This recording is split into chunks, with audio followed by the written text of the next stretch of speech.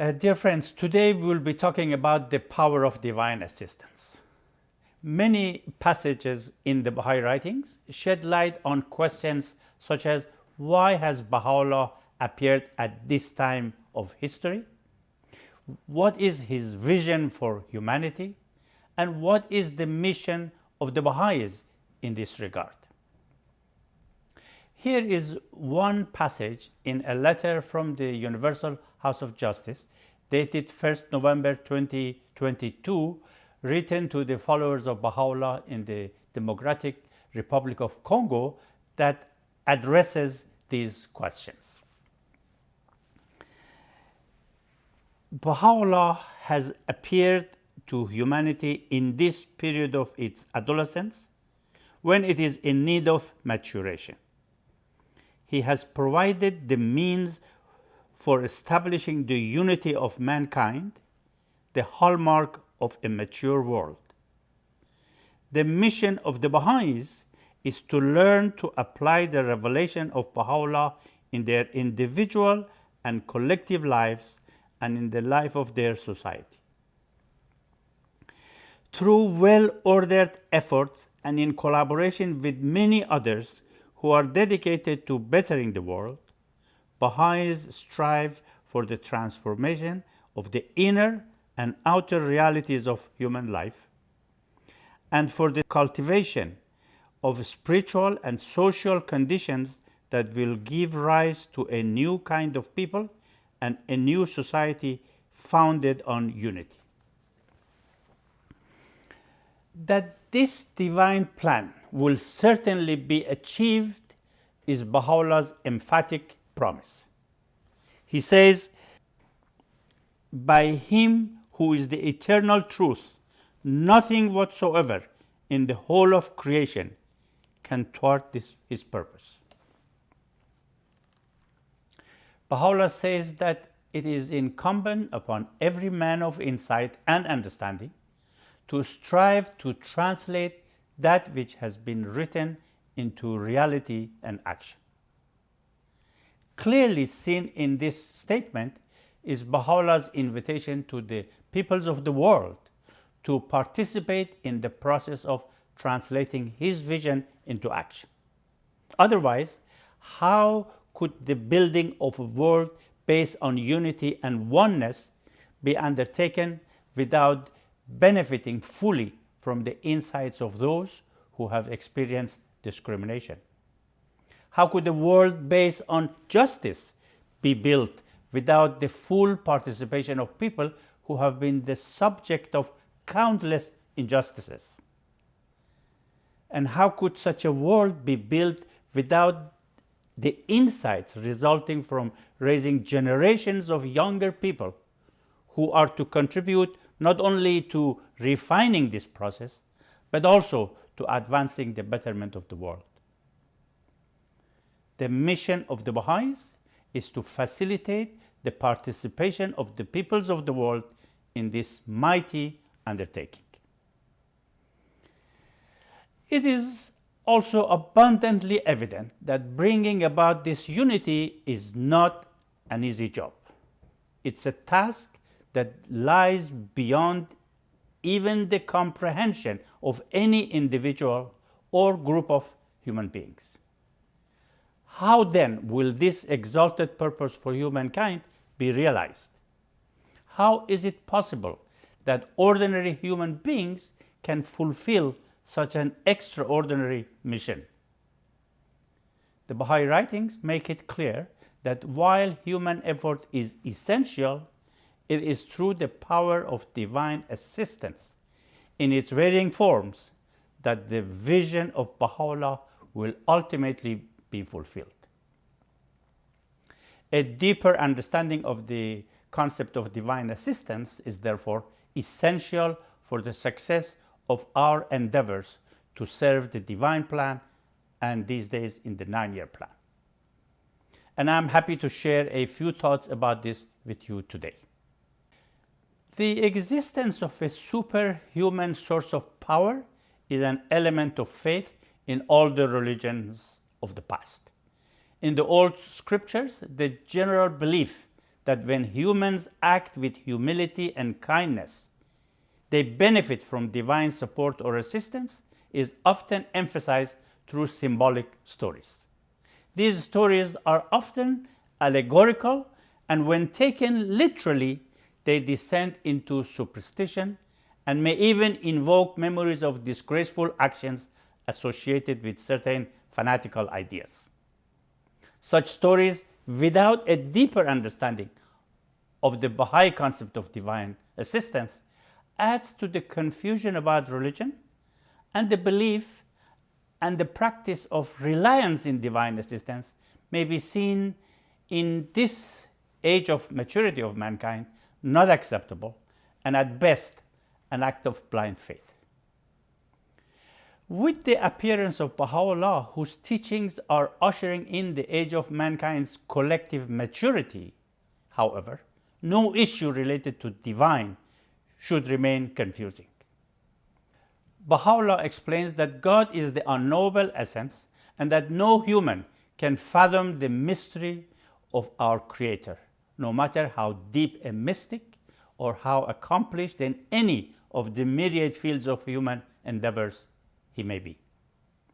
So perfect and comprehensive is God's creation and his plan for humanity that no mind, no heart, however keen or pure, can ever grasp the nature of any aspect of his creation, nor of his bounties and grace. He then adds that in every age and in every cycle, God sheds light on the realities of all things as a way of increasing human understanding, promoting human progress, and ensuring that mankind is not deprived of God's outpourings of mercy and favors. He does this through those whom we call the manifestations of God, the prophets and messengers whose teachings are the impetus for human progress within the age in which they appear. This is how and why Baha'u'llah has shed, for the first time, more light on many of the spiritual truths of the world of existence, including on the concept of divine assistance. Baha'i teaching explains that there are two worlds around us, the world of matter and the world of spirit. That is, the world seen and the world unseen. The teachings describe the physical realm as the world of nature and the spiritual realm in terms of laws that govern relationships, relations between God and humanity and between humans. Additionally, the Baha'i teachings describe science as the discoverer of realities and explains that science is of two kinds, material and spiritual. Material science is the investigation of natural phenomena. Divine science is the discovery and realization of spiritual verities. Divine assistance can be said to be part of divine science, the science of the world unseen. The teachings further emphasize that humanity must acquire both forms because material and spiritual science are the two wings of human uplift and attainment. Both are necessary, emphasizing that the earthly realm is the mirror of the heavenly kingdom and that the material world is in accordance with the spiritual world. Baha'i writings also demonstrate how the fundamental concept of turning to a higher source of power is an element of the world of creation. Think, for example, about a seed and what it requires to develop its inherent reality.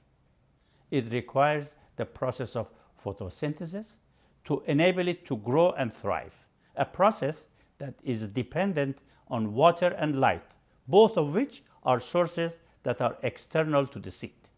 Other examples of an object achieving its full potential in the mineral kingdom or to move to its stage of maturity in the animal kingdom will also demonstrate the necessity for assistance from sources external to reach their full potential.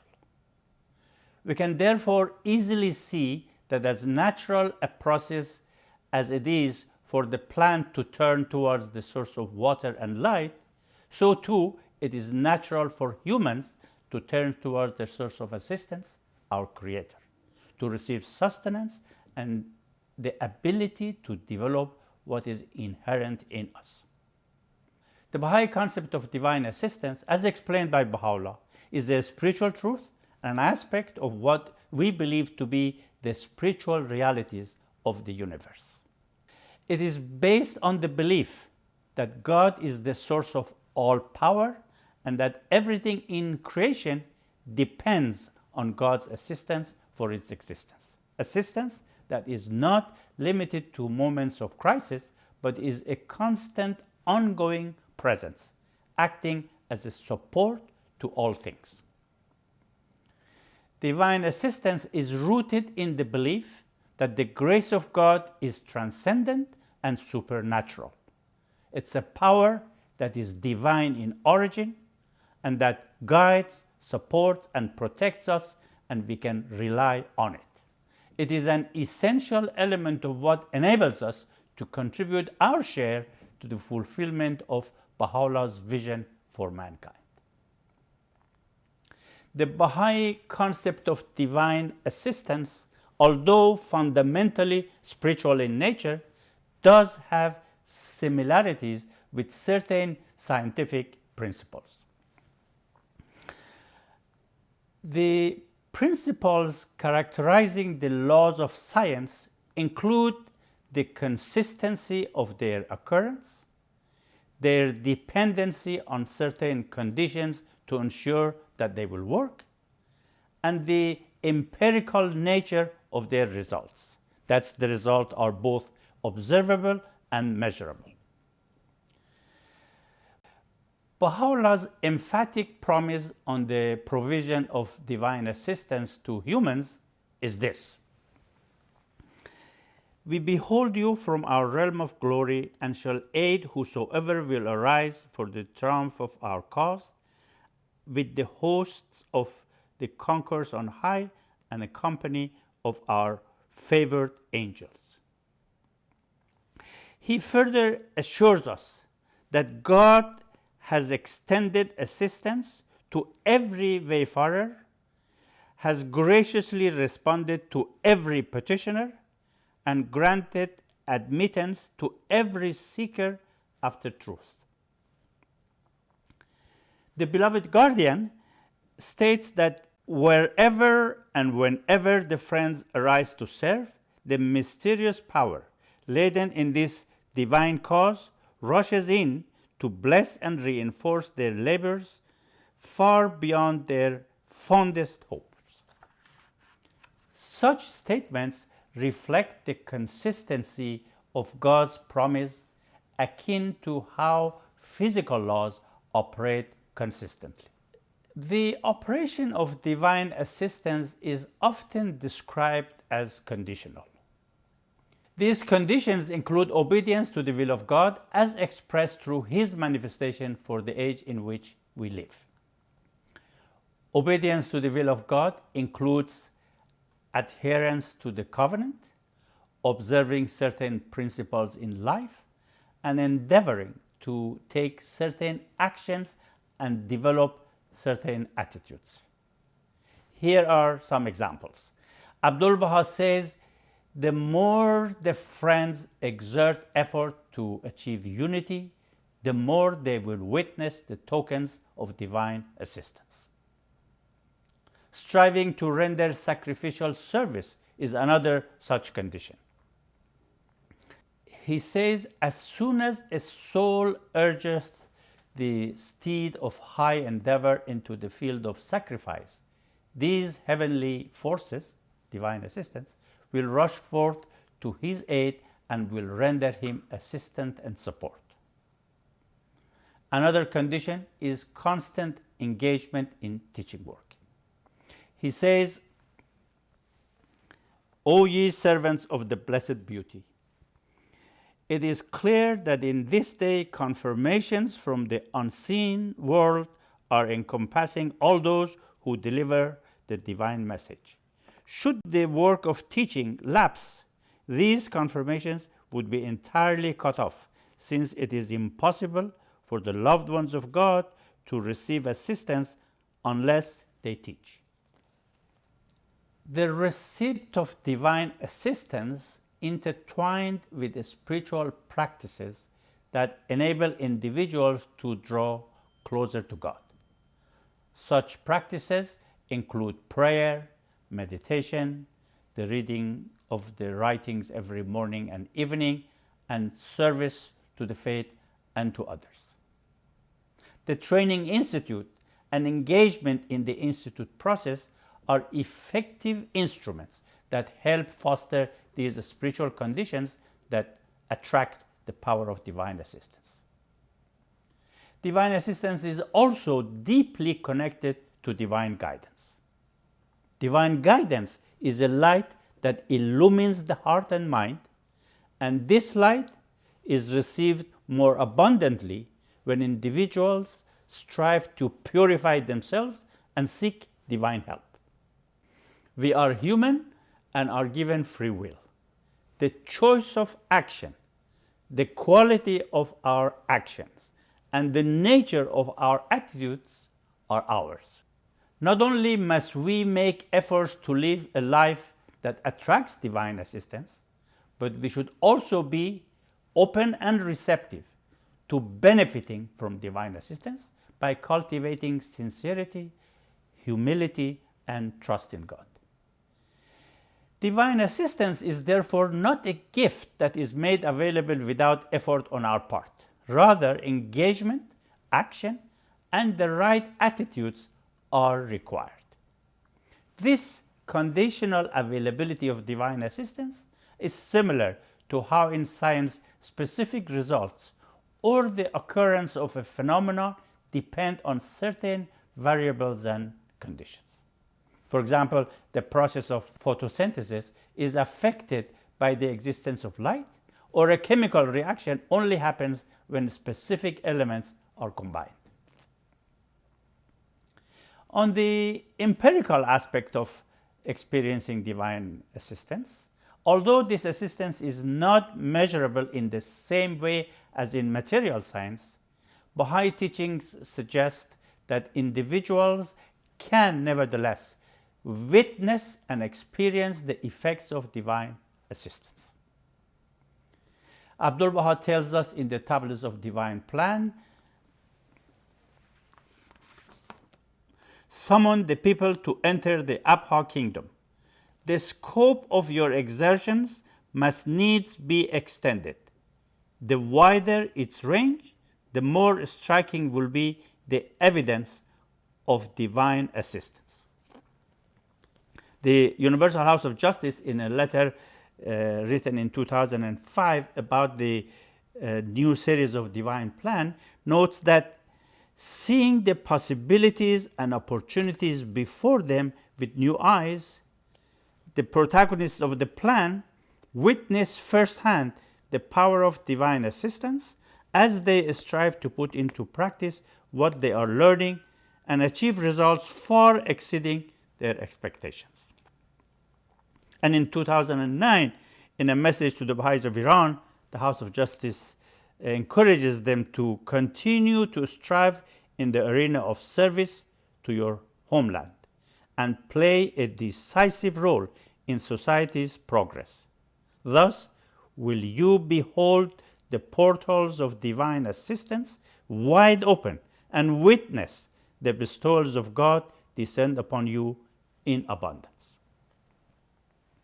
This direct engagement with divine promises that is encouraged in Baha'i writings imply that individuals can witness the result of divine assistance through their actions and their reliance on God's guidance, akin to how scientific experimentation is able to confirm scientific hypotheses. Understanding the nature of divine assistance takes on a new measure of significance when we realize that it can actually affect what we do and how we do our services to the faith. The Supreme Body, writing to a National Spiritual Assembly, says the progress of the cause depends upon many factors, and explains that some factors are directly the result of the actions of the Bahá'ís, and if the Bahá'ís will but do their part, however unpromising the prospect, Baha'u'llah is able to open doors and change conditions in ways far beyond their understanding. The first thing among what we can do, the House of Justice says, is a greater realization of the power of Baha'u'llah to reinforce the efforts of those who serve him, his emphatic promise to do, and the impotence of all our deeds without this divine assistance. So essential must be this realization that the House of Justice says any evaluation of a situation is entirely misleading if it does not take this supreme power into consideration. This is so because, in the words of the Universal House of Justice, constant consciousness of dependence upon him enables the Bahá'ís to formulate audacious plans and confidently carry them through to completion in the face of seemingly insuperable obstacles. And it is reliance upon Baha'u'llah that will enable the Friends to do their utmost to fulfill the goals of the plan. The power of divine assistance, as described by Baha'u'llah, has been at work in the past, and it is at work in today's modern life. With obedience to the will of God attracting divine assistance, there are many stories of instant and exact obedience of the early believers to the instructions of Baha'u'llah. One is that of Haji Muhammad, an early believer who lived in Akka during the days of Baha'u'llah. One day, when in his shop, he was told that Baha'u'llah had an urgent mission for him and that he should immediately proceed by sea to one of the cities in an Arab country.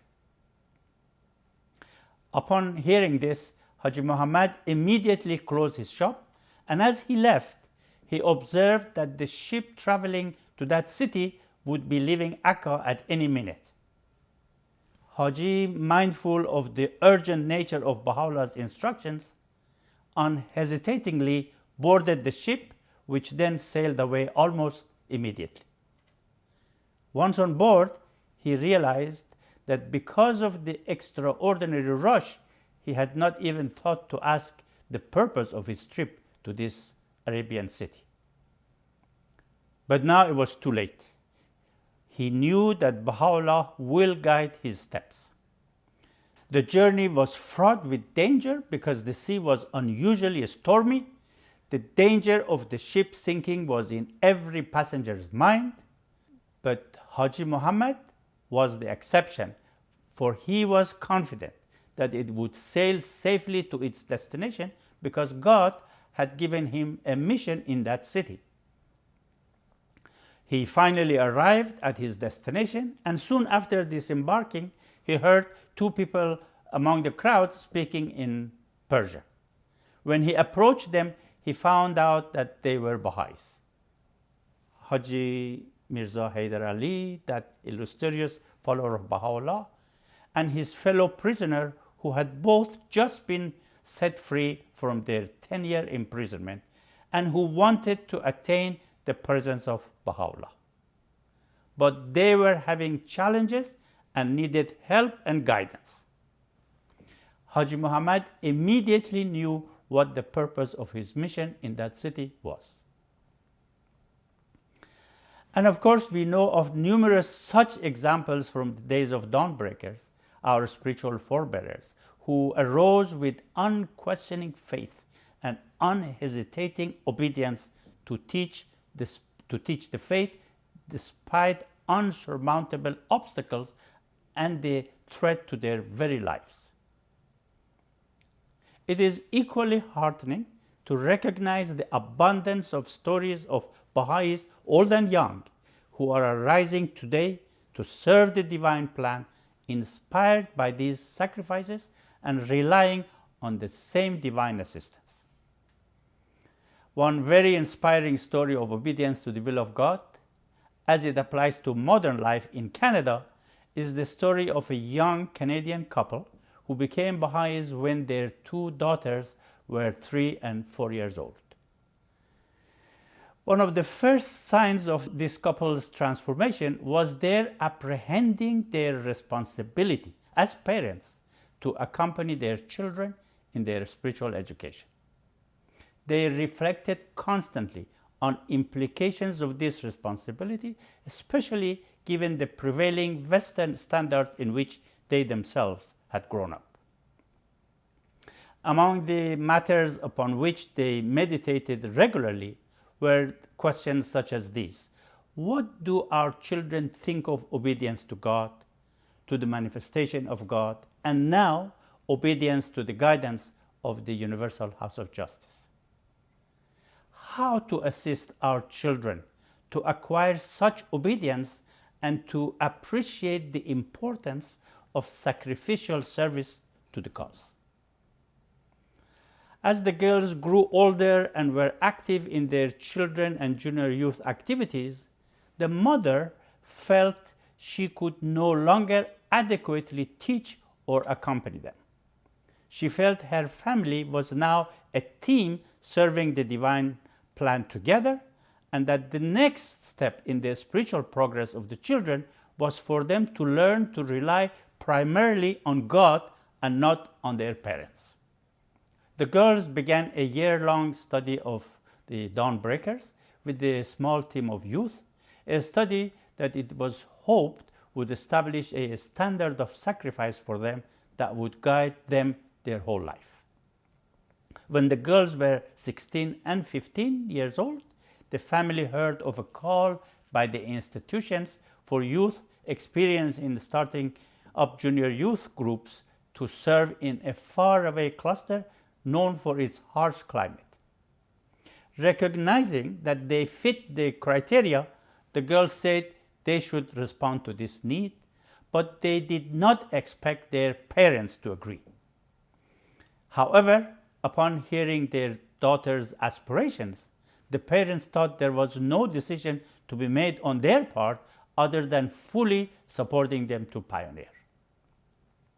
The girls' first thought was that their parents' support meant that the whole family would move to the pioneering post.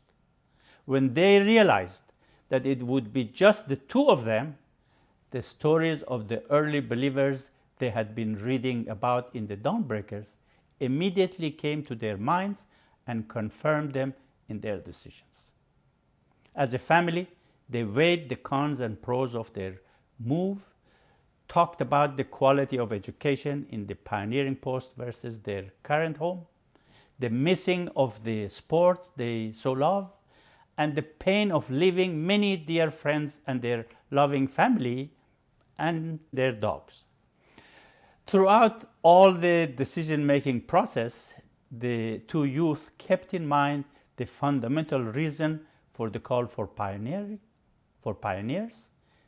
and ultimately decided to go ahead and do it. The two youth, 15 and 16, left their comfortable dream family home to settle in a pioneering post that did not offer many of the material privileges they had been enjoying throughout their lives.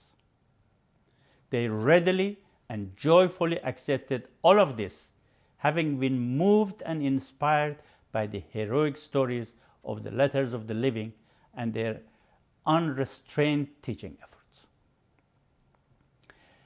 Their farewells to the youth they had to leave behind inspired some of those friends to offer their time to serve as junior youth animators to replace the two who would now be leaving. Saying goodbye to their teachers and friends was sad, but it created a chance to teach the faith and led to a youth gathering where classmates learned about and became interested in the junior youth program's community benefits. The two girls since then have said that staying in their pioneering post was joyful, even though they desperately missed their family and friends. However, with the power of divine assistance and many confirmations, they felt transformed. As soon as they arrived at their post, a junior youth group with more than 35 attendees kept them busy, while the junior youth group at home was also flourishing. Even though their stay had to be cut short due to COVID-related limitations, other home front pioneers have settled there, and the cluster now is attaining new heights of progress. Another example is what one of my Canadian friends recently recounted to me herself, as how she managed to overcome the challenges she faced in getting herself more time to serve the faith. Her government position did not allow her to resign. Quitting the job with no government consent was not considered appropriate. She repeatedly told her supervisor that she is ready to accept all financial losses as well as other possible damages if allowed to resign. The answer was always negative, advising her that the government needs her. Many individuals would desire to have such a highly prestigious job, and that she should forget about resigning. Firm in her desire to serve the faith full time, she and her family prayed for divine assistance to solve this problem. Months passed, and a change of government took place after a federal election. Some months after the new government came to power, when her supervisor realized that she is still eager to leave the post, he told her that as much as he did not want to let her go, the new government had made a new provision that may allow him to arrange for her release. When she wholeheartedly agreed to whatever the arrangement could be, she was demoted to a lower position, allowing the supervisor to terminate her employment. She was happy. A few weeks later, to her surprise, she received a check for a 6-digit amount as compensation for being terminated. Her prayers were answered, and she got her time free for service, plus a few $100,000 in compensation, which proved very useful for preparing for the services she had in mind. The power of divine assistance is a realistic and reliable instrument for our individual and collective empowerment as we strive for the betterment of the world. With its help, trials and afflictions do not have to end in suffering, nor do they always have to be seen as outwardly dramatic. Rather, they can become the soil in which our spiritual greatness blossoms. The power of divine assistance can multiply our abilities, turning personal pain into purpose and a life of testing into one of eternal light and service. The power of divine assistance is available to everyone from among all cultures and under all settings. Now let's talk about how does divine assistance operate.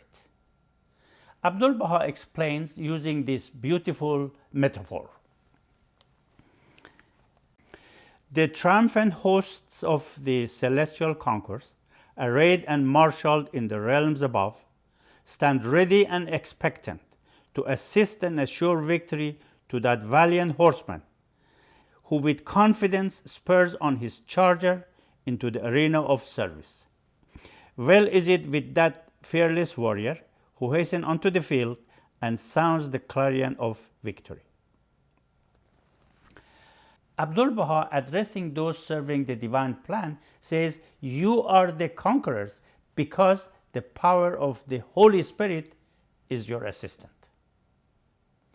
The beloved guardian, as I shared with you earlier on, also explains that wherever and whenever the friends arise to serve, the mysterious power latent in this divine cause rushes in to bless and reinforce their labors far beyond their fondest hopes. The Rizwan 2022 message of the Universal House of Justice gives us an insightful understanding of the power of divine assistance in fulfilling the vision of Baha'u'llah. Using the metaphor of the cause of God as a sacred vessel traveling in the turbulent sea of the world, with all the tests and challenges that this entails for the believers, it says, "The believers know well that whatever storms lie ahead, the arc of the cause is equal to them all. Successive stages of its voyage have seen it weather the elements and ride the waves. Now," referring to the 9-year plan, "it is bound for a new horizon. The confirmations of the Almighty are the gusts that fill its sails and propel it towards its destination. And the covenant is its lodestar, keeping the sacred vessel set on its sure and certain course. May the hosts of heaven send blessings upon all who sail within." Seeking divine assistance and relying on it in all aspects of our lives and in our services, therefore, is essential. In today's world, people routinely seek for various types of assistance for what they want to do or to accomplish. But it appears not to be such a common practice to seek divine assistance. To an individual seeking assistance, the House of Justice says, beyond any professional assistance available to you is, of course, the assistance of God, and that assistance one receives from the faith through prayer, teaching, regular study of the writings, obeying the ordinances of the faith, and steadfast perseverance in upholding his covenant. The beloved guardian explains the connections that exist between prayer and divine assistance. He says, "When we turn to God with our whole heart and invoke his name, a spiritual connection is established through which we become a channel of divine influence."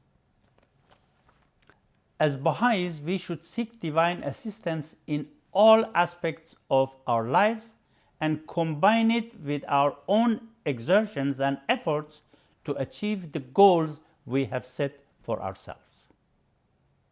We can seek divine assistance not only for our protection, but also for our health, for our educational endeavors, for our children, for the flourishing of our family life, for our business ventures, and of course, for more effectiveness in our services to humanity and to the faith. In the words of the Universal House of Justice, it behooves the people of Baha to place at all times their entire trust in the power of divine assistance.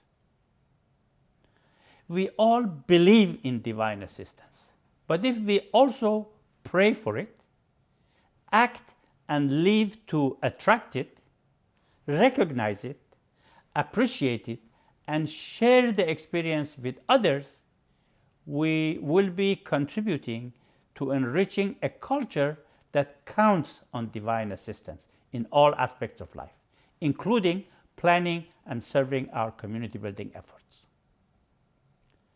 But sharing such experiences with others may be regarded in some cultures as inappropriate, as if one is bragging about one's achievements.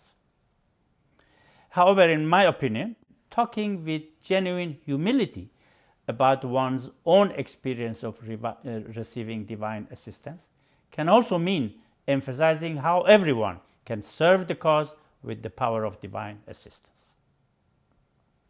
Such stories can also help us realize that the concept of reliance on divine assistance is not irresponsible, nor is it superstition. It is a vital element of what we believe as Bahá'ís to be one of the spiritual realities of the universe. It is real and it works.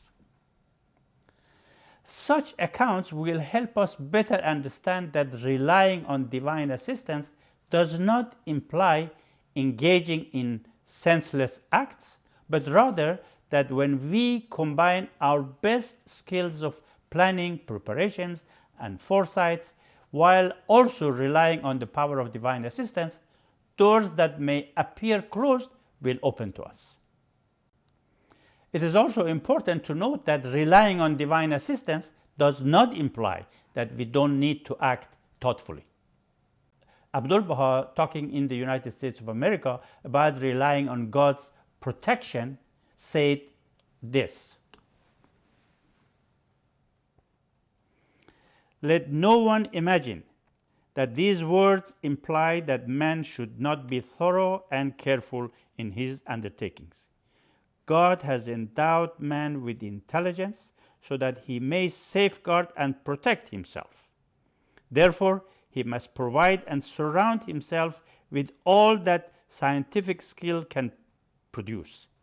He must be deliberate, thoughtful, and thorough in his purposes. Yet, withal, let him rely upon God." What does divine assistance do? Bahá'í history tells us that it does work in numerous ways. It can inspire us to be creative, to pursue success, to face hardship with radiance, and to sacrifice comfort and ease in the path of service. It bestows individual with greater courage, perseverance, and patience. It instills in us the fortitude to overcome our limitations. It opens doors previously closed to us. The power of divine assistance can create a practical force within individuals, empowering them to live according to divine will, to fulfill their potential, and to persevere in carrying out insurmountable tasks in the path of contributing to the betterment of humanity. It brings everlasting joy to the individual and to the family, and fosters in us a deeper understanding of life on this planet. We can also seek divine assistance for specific things.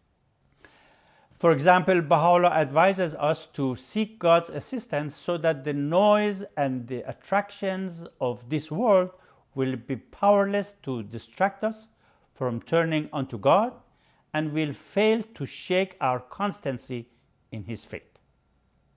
The beloved guardian tells us to supplicate Baha'u'llah to assist us to overcome the failings in our own characters, and also exert our own willpower in mastering ourselves.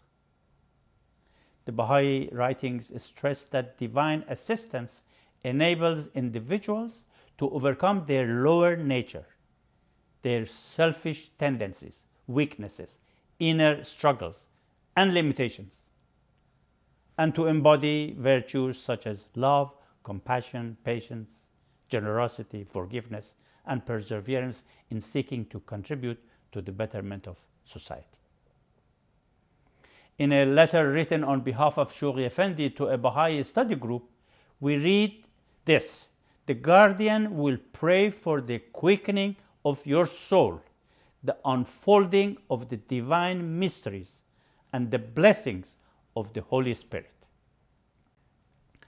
In short, it's through the power of divine assistance, combined with human effort, that individuals can fulfill their highest potential, which ultimately leads to personal and collective transformation. Divine assistance can also come in forms not immediately understood or recognized as assistance. This idea is echoed in Baha'i writings that sometimes a trial or a hardship may appear to be a setback, but in reality it can be a means through which divine assistance works towards purifying one's soul, enabling one's spiritual growth, filling us with strength and constructive resilience. Throughout Baha'i era, we have seen how, in the words of the Universal House of Justice, we earn our victories through test and trial. I heard of this wonderful story of a Canadian youth after completing her undergraduate studies found herself torn between various options available to her. She could see herself either following the same path as her peers and continuing to move through her education without a break, or taking a break and dedicating a full year of service during the crucial years of the 9-year plan. Her heart's desire was to fulfill one of the international goals of the plan. She explored with determination all the opportunities for international pioneering, yet each time a door opened, it soon closed. Various conditions that each pioneering post required, visa issues, shifting plans, and the needs of the international community, as well as repeated setbacks, tested her resolve. For months, she experienced disappointment and was concerned she may have made the wrong decision and that her hopes of rendering this period of service would not come to fruition. Still, she chose to trust in God and continued to persevere.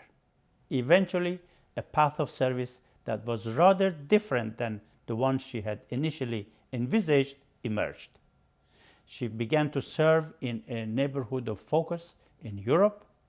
Despite further challenges, she arrived and threw herself fully into the work, serving from early morning to late at night, immersed in community building efforts.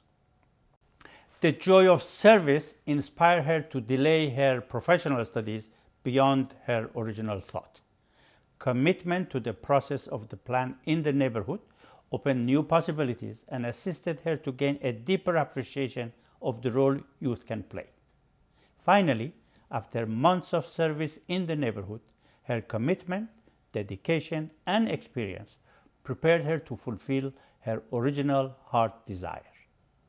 In consultation with the institutions of the faith, she committed to an additional 2 years of service and is now settling in a country fulfilling an international pioneering goal of the plan.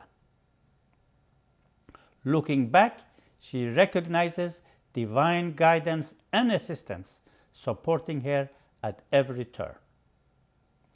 What happened as a period of 1 year of service has now become a profound journey of learning and purpose that has been transformative. The obstacles and setbacks proved to be a guiding light with abounding confirmations. Examples of divine assistance are abundant in Baha'i history. In its Rizwan 2015 message to the Baha'is of the world, the Universal House of Justice asks these questions. Is not the history of our faith filled with accounts of inauspicious beginnings but marvelous results? How many times have the deeds of a few believers, young or old, or a single family, or even of a lone soul, when confirmed by the power of divine assistance, succeeded in cultivating vibrant communities in seemingly inhospitable climes? You know, friends, numerous are the stories that this statement brings to mind. Recall, for instance, the story of Hyde and Clara Dunn, affectionately known as Father and Mother Dunn, whose steadfastness and sacrificial services form a brilliant part of Baha'i history. As you may know, they left their comfortable life in California to open Australia to the faith when they were in their 60s and in poor health. Their 60s those days would be equivalent to one's nearly 80s today if we were to take into account the average age 100 years ago and today. They suffered various hardships and their early efforts met with little visible success. Yet their sense of purpose was unwavering. With the power of divine assistance and their spirit of self-sacrifice, they illumined a whole continent with the light of the new revelation.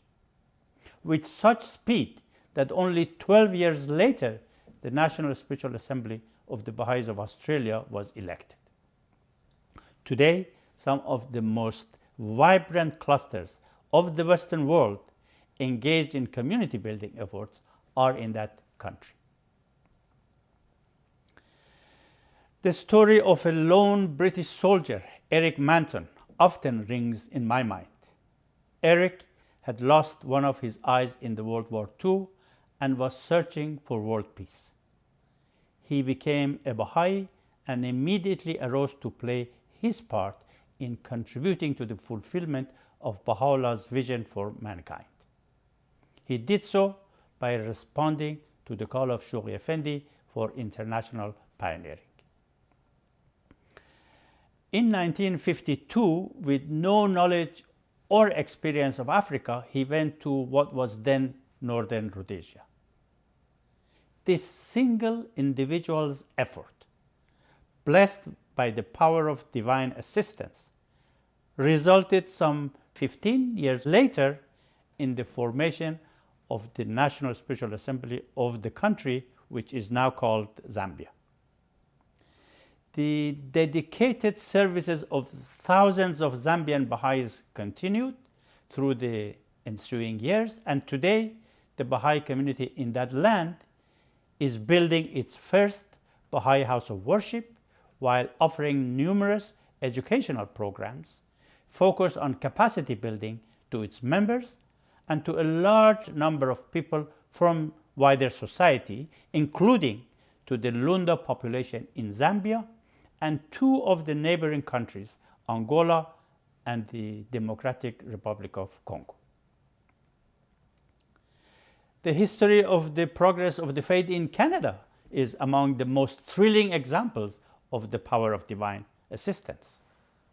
It recalls to mind the inspiring story of May Maxwell, a true spiritual heroine of the Baha'i faith in the West, whose trials led to her spiritual growth and who, with steadfastness and reliance upon the power of divine assistance, accomplished such stellar achievements that it is difficult even to imagine how any one person could accomplish so very much in a single lifetime. May Maxwell was, as you know, a refined, cultured, and spiritually sensitive young woman with many worldly privileges. From a young age, she struggled with health issues. In 1898, she met Abdul Baha in Accra. This encounter utterly transformed her and, in her own words, raised me from the dead. Ignited by the power of divine assistance, she returned to Canada and faced many challenges, including the social pressures of being part of an unknown religious minority. With her husband, William Sutherland Maxwell, she opened her home in Montreal to seekers and became a tireless teacher of the faith. In 1912, a few years after their return to Canada, Abdul Baha visited this country, whose future he proclaimed was very great, and the events connected with it infinitely glorious. In 1948, the National Spiritual Assembly of the Bahá'ís of Canada was formed, and today Canada is building the first national house of worship in the Western world, And in every province of this beautiful land, thousands of Bahá'ís of all backgrounds, in collaboration with many of their neighbors, friends, relatives, and co-workers, are engaged in learning how to build communities shaped by the divine teachings. The life of May Maxwell is a luminous example of how spiritual longing, emotional sufferings, and personal inadequacies can, through divine assistance, be transformed into powerful service, resilience, and sanctity. Reflecting upon the singular accomplishment of Abdu'l-Baha, our perfect exemplar, we will see that, referring to the mighty undertaking of his travel to the West, the Universal House of Justice says, "By any earthly measure, Abdu'l-Baha would have seemed ill-prepared to carry out the task before him. He was 66 years old, an exile since childhood, with no formal education, a prisoner for 40 years, in failing health, and unfamiliar with Western customs and languages. Yet he arose without thought of comfort, undeterred by the risks involved, and utterly reliant upon divine assistance to champion the cause of God. He interacted with diverse peoples in 9 countries on 3 continents." If Abdu'l-Baha relied on the power of divine assistance for what he had to do, so much more should we.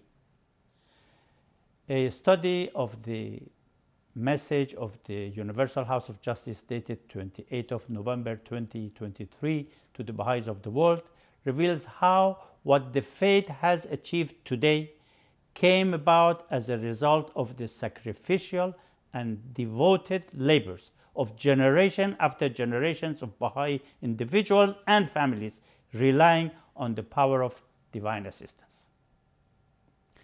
It was through the combination of sacrificial efforts and reliance on the power of divine assistance that the administrative order of Baha'u'llah, an instrument through which the peoples of the world can work together towards fulfilling Baha'u'llah's vision, was established, and the Universal House of Justice, the instrument for the continuation of divine guidance to mankind, came into being and began guiding humanity.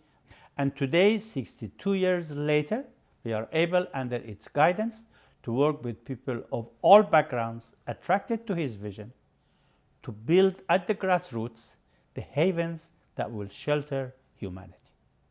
By embarking on the new series of plans launched in 2021, the Baha'i community entered a special period in its history. The 9-year plan, in the words of the House of Justice, will make demands of the individual believer, the community, and the institutions reminiscent of the demands that the Guardian made of the Baha'i world at the outset of the 10-year crusade. That same power of divine assistance that guided the early believers in Akka, that supported Father and Mother Dawn and countless other teachers, administrators, and pioneers of the cause of God in every stage of divine plan, and which has transformed the life of many Canadians, is seen in abundance today as soon as any pure-hearted believer steps into the field of action in response to the calls issued in the 9-year plan.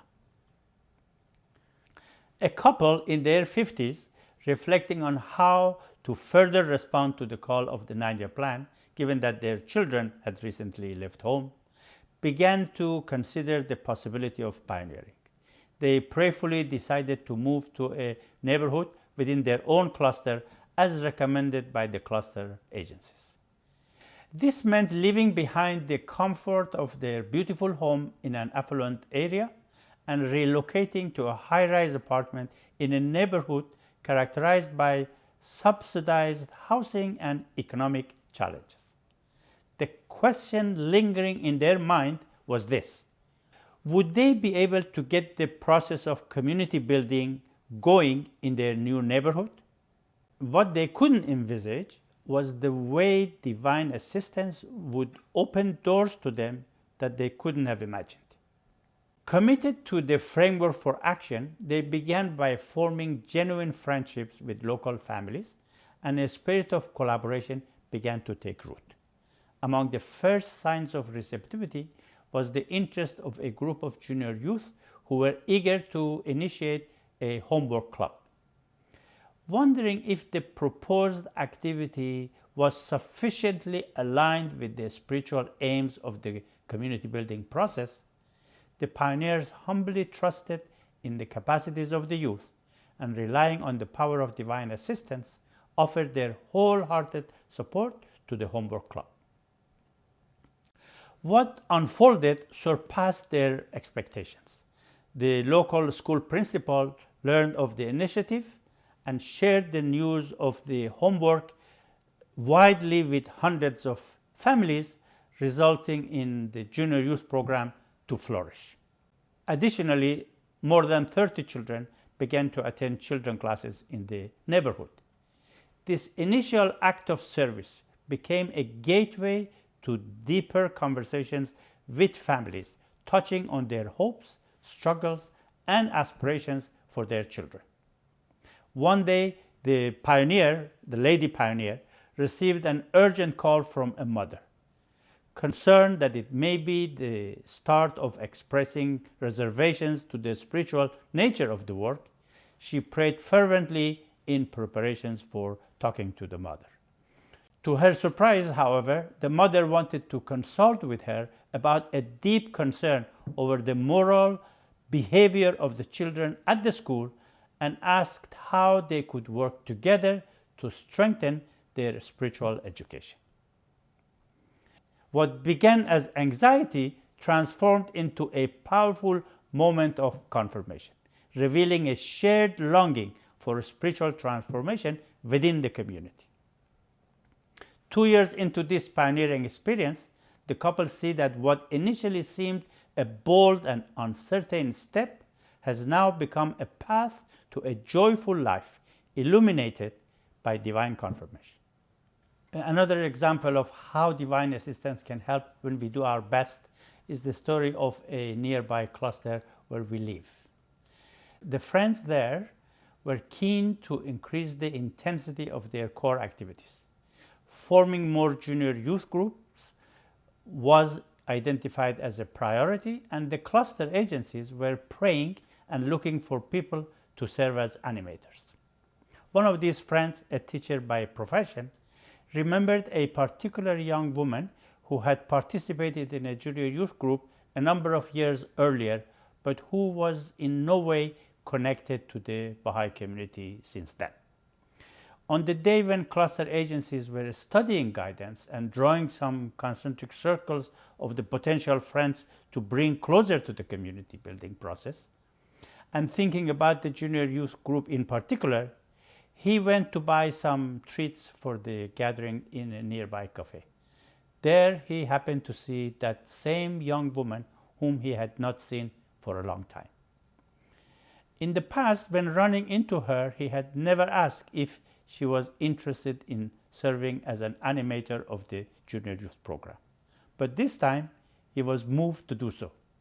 She immediately and enthusiastically said yes, she would. A short while later, she began animating a junior youth group. And following the 2024 Youth Conference in Kitchener, she attended the study circle studying Book 1. And since then, she has served as an animator for the junior youth program weekly and has attended the Baha'i holiday celebrations and deepening sessions on the messages of the Universal House of Justice, as well as reflection meetings. Friends, I am moved to share with you one more story. And this is the story of a Baha'i woman who was asked by her regional Baha'i council if she could assist with the movement of a cluster. She had previously assisted people in a First Nations village within that cluster to secure funding for a building that would provide for the education of children and youth. But she was not very happy with the invitation of the council, since she had been visiting that cluster for the past 20 years without seeing much progress. However, shortly after the council's invitation, she was invited, in recognition of her helping with the funding for that building, by the village authorities to attend the opening ceremony of that building. She traveled to that community for the occasion and was not thinking of the movement of the cluster. She was well received by those present and was offered the privilege of sitting next to the traditional chief, who was also a Unitarian minister. There were 400 people at the ceremony. As pleasantries were exchanged, she looked around and suddenly wondered what it would be like to have the Baha'i principles woven into the patterns of life of a group of people who were already working together in such unity. She began wondering how to bring up the name of the faith. Engaged in this process, she asked the chief what drew him to spiritual work. The chief explained that he became a religious minister because when he was a youth, someone recognized his capacity and assisted him to enhance it, as confirmed by the Baha'i community's experience with the Junior Youth Spiritual Empowerment Program. The lady still wasn't sure how to mention the name of the faith, but it was here that she felt the power of divine assistance. The chief added, "You know, there is only one other religion that could work for our people." And when she asked, "What religion is that?" the chief responded, saying, "The Baha'i faith." When she asked the chief how did he know about the faith, the chief mentioned the name of a man who, many years ago, would regularly fly to that community and teach the Baha'i faith to his mother and sister. Completely astonished, the lady said that that man was indeed her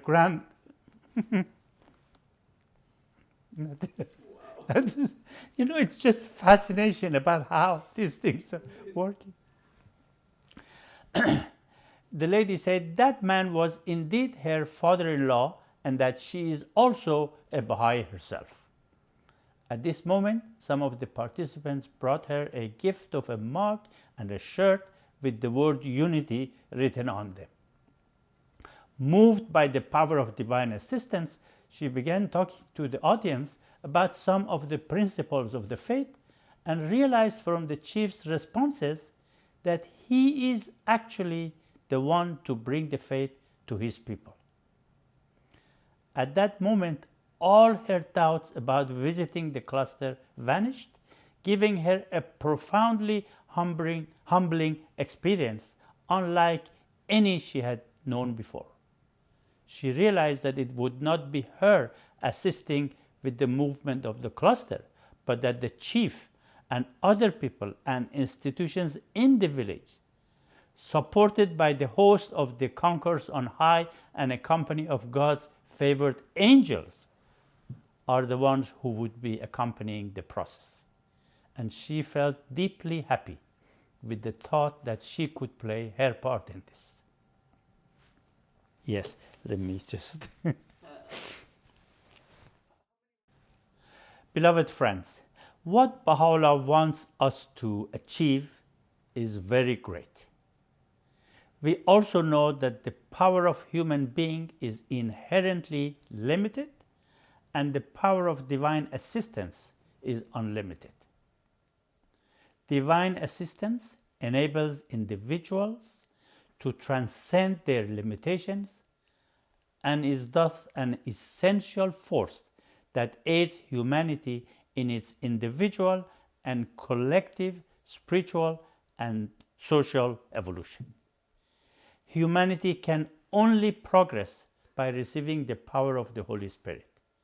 It is in this light that we can see the conception of the divine assistance as set out in the Baha'i writings as a source of strength and empowerment to individuals, families, communities, and institutions, to enable us to develop our God-given capacities, to align our lives with the will of God for this age, to become more effective protagonists of the divine plan, and to achieve the goals of the divine plan in our clusters, regions, and countries. The more we seek the divine assistance, and the more we strive to fulfill the conditions for it, that is, the more we strive to live a life that attracts divine assistance, the more we will receive that assistance and the more we can achieve. In such a state of mind, individuals or families will not set goals that they alone can achieve. Rather, they will set goals that can be achieved with the help of divine assistance. Counting on divine assistance will enable us to reflect along the following lines.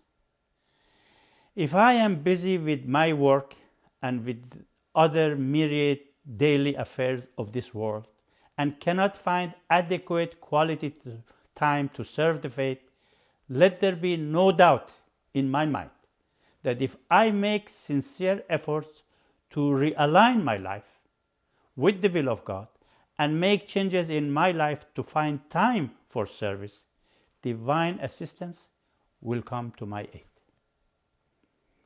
If I feel inadequate to teach the faith, or if I am concerned that by talking about the faith I will not appear to be in conformity with those all around me, trusting in divine assistance will help me overcome my sense of inadequacy and allay my various concerns. If I want to engage in activities to teach the faith but become distracted by other matters or am hampered by a lack of will or discipline, let me be confident that prayer and efforts to overcome these obstacles will attract divine assistance. If I and my family wish to pioneer to a homefront pioneering post to assist with the work of divine plan, but we are concerned that we may not be able to find employment in our new locations or be able to adapt to the new way of life, consultation and divine assistance will assuredly open doors that may at first seem to be closed to us. In the face of anything that appears to present an obstacle to the services we wish to render, our prayers, supplications, consultations, and sincere efforts will attract divine assistance and progress will be made. How heartwarming it is to know that Abdul Baha prayed regularly for us to be recipients of divine assistance. He says, "Day and night I entreat and supplicate to the kingdom of God and beg for you infinite assistance and confirmation. Do not take into consideration your own aptitudes and capacities, but fix your gaze on the consummate bounty, the divine bestowal, and the power of the Holy Spirit, the power that converted the drop into a sea and the star into a sun." We will all do well to make a habit of endeavoring to live lives that will attract divine assistance and to pray for divine assistance to aid us in our efforts. In a letter dated 13th of March 1934, written on his behalf to an individual believer, the following wish of the beloved guardian is conveyed. The guardian wishes you, therefore, to pray and to supplicate the Almighty that He may give you a fuller measure of His grace, that through it your spiritual energies may be quickened, and that you may become more imbued with that Spirit which must needs animate, sustain, and strengthen every sincere and true follower of the faith. Beloved friends, thank you for your attention, and I wish you a wonderful reflection on the concept of the power of divine assistance. Thank you.